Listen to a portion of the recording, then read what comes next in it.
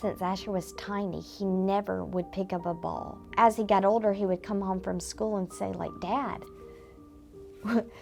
please practice dodgeball. Joe's like, just dodge the ball.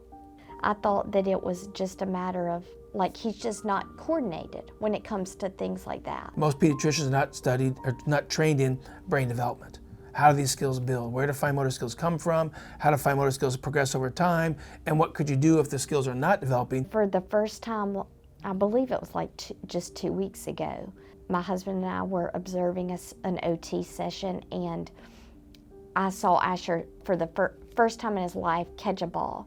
Like, never realized that could be correlated or related to dyslexia.